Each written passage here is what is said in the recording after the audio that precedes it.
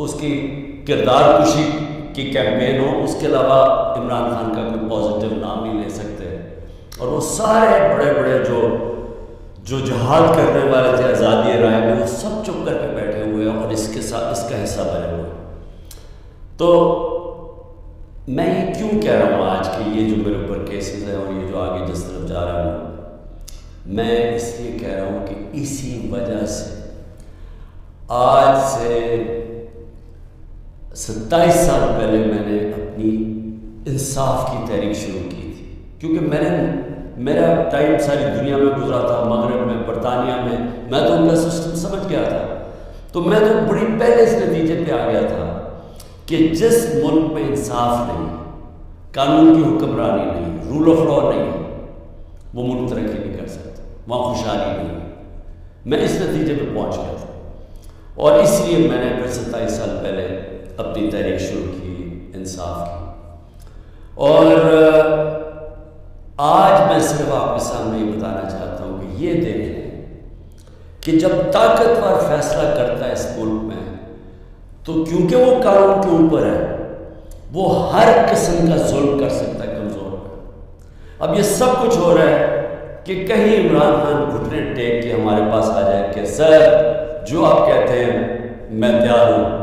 بس اس کے لیے ہر قسم کا حربہ استعمال کیا جا رہا ہے، ہر قسم کا، میرے پہ بھی نہیں، میرے خاندان کے اوپر، ان کے علاوہ جو تحریک انصاف کے اندر لوگ ہیں جو کھڑے ہیں آج، ان سب کے اوپر ابھی گزر رہی ہے، ان کے گھروں کے اوپر. یعنی میں بار بار بتا چکا ہوں، میں کبھی نہیں سمجھتا تھا کہ میں اپنے ملک میں یہ حالات دیکھوں گا کہ چلے گھر توڑ دیا، بزنسز بند کر دی، رات کے 3 بجے گھر میں گھستے ہیں 30-40 پولیس والے اور اپنے منہ کور کر کے گھستے ہیں. یہ بھی ذرا سوچیں کہ کئی شلوار قمیض یعنی عام کپڑوں میں آتے ہیں، پولیس کی وردیوں میں نہیں آتے، لیکن کلیشنکوفس پکڑ کے عام گھروں میں آ جاتے ہیں.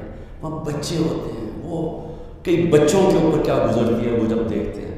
اعظم سواتی کے پوتیوں کے سامنے، اس کو بیوی کے سامنے اندر گھس کے رات کے 3 بجے اس کو مارا، سب کے سامنے دیکھ رہے ہیں اس کو مارتے ہوئے، ایک 75 سال کے آدمی.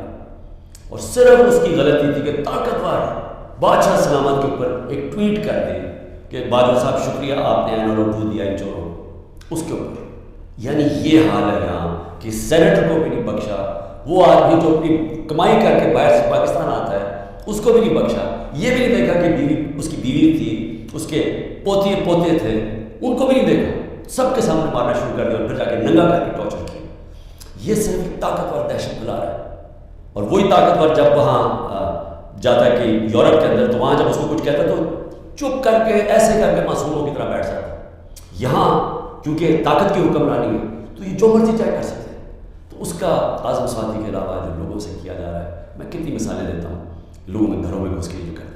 لیکن جو عورتوں سے کرتے ہیں، یہ میں ابھی تک مجھے اس کی میرا ذہن مانتا نہیں ہے کہ ہمارے معاشرے میں عورتوں سے کیسے میں کر سکتے ہیں.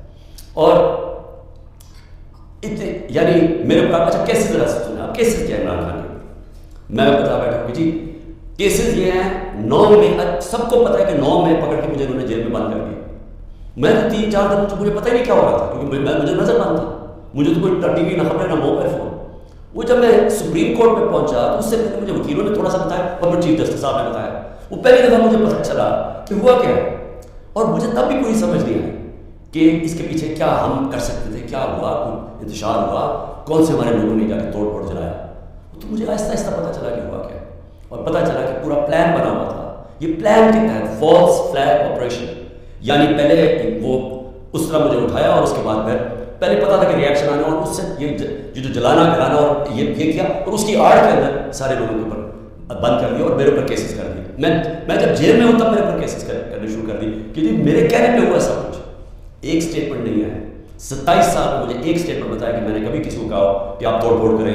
ہمیشہ میں نے کہا قانون کے بیچ میں رہے، ہر جگہ میں نے قانون کی پابندی کی. جب مجھے لگا انتشار ہوا میں نے اپنی پارٹی کو پیچھے ہٹایا.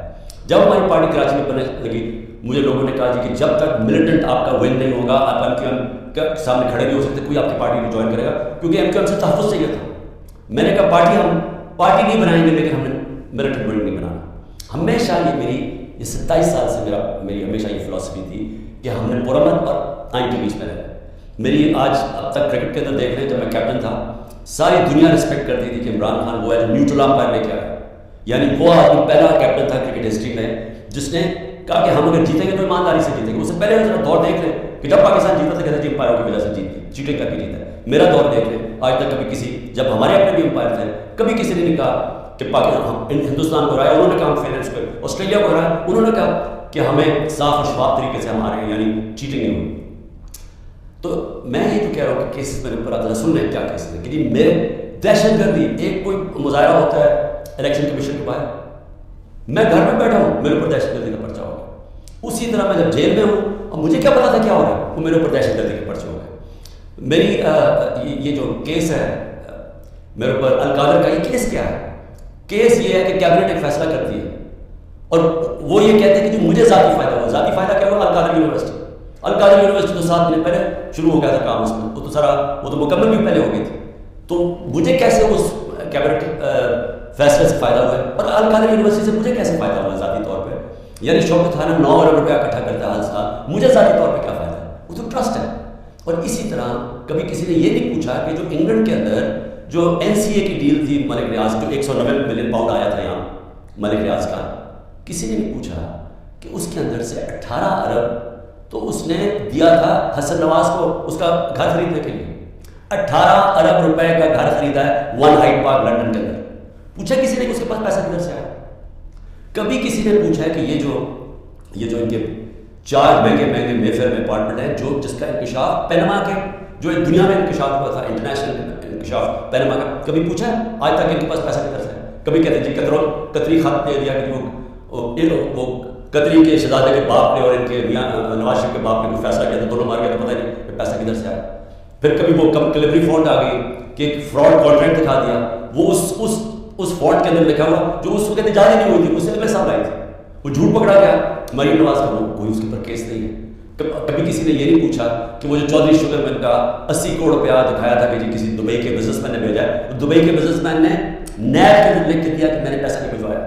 تو یہ سارا منی لانڈرنگ کوئی نہیں پوچھتا نہیں ہے. میرے اوپر ڈالا ہوا توشہ خانہ کا, توشہ خانہ میں پہلے یہ تو پوچھیں کہ آصف زرداری نے 3 گاڑیاں لی توشہ خانہ سے, نواز شریف نے ایک, مریم نواز نے ایک, جو کہ توشہ خانہ میں نے ڈکلیئر کی. گاڑی لینا غیر قانونی چیز ہے, گاڑی نہیں نکال سکتے آپ, کوئی پوچھ نہیں رہا ان کو. آصف زرداری کے اوپر وہ جو فیک اکاؤنٹ کیسز تھے, اربوں روپے کا پیسہ جو شروع کیا تھا طریقہ نواز شریف نے ادائبہ پیپر مل میں کہ یہاں سے چوری کر کے پیسہ ہونی والی سے باہر بھیجو, ادھر سے ریمیٹنسز دکھا کے پاکستان لے آؤ, وہی پیسہ بلیک کا پیسہ وائٹ کرو. خود ہی قانون بنایا کہ جو باہر سے ریمیٹنس ہے کوئی سوال نہیں پوچھ سکتا. وہ ہدایبہ پیپر مل کا جو کیس تھا اس کے اوپر BBC کی ڈاکیومنٹری بنی. اسحاق ڈار نے 164 کا بیان لکھوایا کہ کیسے وہ پیسے ان کے منی لانڈرنگ کر کے بھیجتا تھا. وہ قاضی فیملی جو لندن میں بیٹھی اس کا پورا بیان ہے. تو وہی طریقہ سارا ابھی تک وہ شہباز شریف کا جو ہمارے دور میں پکڑا گیا, ایک ہی تو ہمارے دور میں ہوا تھا شہباز شریف کا جو کیس, وہی شہباز شریف کے کیسز کہ یہاں سے 8 ارب روپیہ اس نے جو منگوایا وہ فیک اکاؤنٹ سے سارے, کوئی پاپڑ والا چینی والا, زرداری کا بھی وہی تھا. تو کوئی ان کو پوچھنے والا نہیں ہے کہ یہ اوپر بیٹھے ہوئے یہ کیسز ہیں. اور عمران خان کے اوپر کیس کیا ہے کہ جی اس نے وہ القادر یونیورسٹی جو ٹرسٹ چل رہا ہے جس میں سارا پیسہ وہی کا وہی ہے, عمران خان کو کیا فائدہ؟ یہ کیس بنایا, ابھی میری بہن کے اوپر کیس بنایا, یہ میں پھر سے بتا چکا ہوں. کہتے ہیں جی 6 ارب روپے کی زمین خریدی جب عمران خان پرائم منسٹر تھا, وہ چیک سے زمین خرید, وہ پیسے دیے, وہ 6 کروڑ کی زمین تھی, 45 لاکھ روپے اس کے اوپر ٹیکس دیا ہوا ہے, وہ سارے چیکس ہیں. اور کب خریدی؟ جب عمران خان پرائم منسٹر نہیں تھا, جب حمزہ شریف چیف منسٹر تھا, اور جب یہ شہباز شریف پرائم منسٹر تھا, یہ تب زمین سارے چیکس کے اوپر. اس طرح کے کیسز بنائے. اب کیسز نئے بنتے جا رہے ہیں کہ جی جس نے بھی کوئی کچھ کیا وہ کہتا ہے جی کہ عمران خان کا بھی نام ڈال دو, تو ہر روز کو نیا کیس آ جاتا ہے. میں صرف آپ کو یہ اس لیے چیزیں بتا رہا ہوں کہ یہ المیہ پاکستان کا, کیوں وہ بیچارے جو کشتی میں جن لوگوں سے پوچھے رشتہ داروں سے جو گریس میں کشتی میں ہمارے کو 300 پاکستانی بیچارے ڈوبے ہیں, ان سب نے کیا کہا کہ ہمیں کوئی امید ہی نظر آ رہی پاکستان میں, ہمارے کو چانس ہی اپنے آپ کو اوپر لے جانے کا. یعنی وہ لوگ اس ملک سے امید چھوڑ کے بیچارے یہ نکل رہے ہیں, پیسے دیتے ہیں, قرضے اکٹھے کر کے نکلتے ہیں یہاں سے. یہ وہ لوگ ہیں کیونکہ یہاں جو طاقتور ہے وہ جو مرضی کر رہے ہیں اس کو یہاں کا پاکستان کا انصاف کا نظام نہیں پکڑتا. اور یہ ہمارے سامنے بیٹھے سارے دندناتے ہوئے 30 سال سے ایک دوسرے کو چور کہہ رہے تھے, آج سارے اوپر بیٹھے ہوئے, کوئی ان کے اوپر کیس نہیں, ختم ہو رہے ہیں ان کے کیس. کیس کس کے اوپر کر رہے ہیں؟